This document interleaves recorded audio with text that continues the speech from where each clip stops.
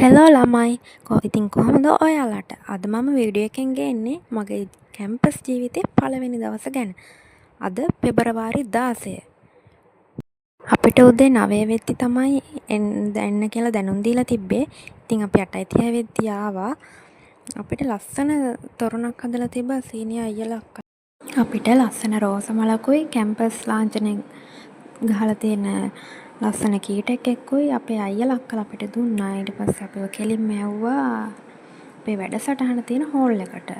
අපේ වැඩසටහනට ආරාධනා මුතු පීඨාධිපතිලා ලෙක්චර්ලා ඒ වගේ දෙමාපියෝ ළමයි හැමෝම සම්බන්ධ වුණා.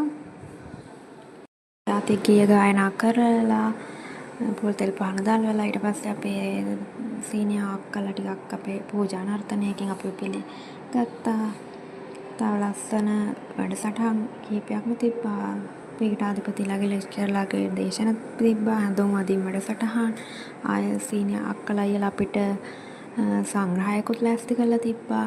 ඔක්කොම ඉවරලා ඉතින් එක විතර වුණා. ඊට පස්සේ ඉතින් ළමයි තොරණ ළඟයි කැම්පස් එක ළඟයි ඉතින් ෆොටෝ හැම ගහලා ළමයි බෝඩින් වලටත් හොස්ටල් වලට අපි නම් හම්බුනේ 17 දෙනාටයි 17 දෙනාට වෙනම කැම්පස් එකෙන් බස් එකක් දාලා තිබ්බ හොස්ටල් එක ළඟට අරන් යන්න.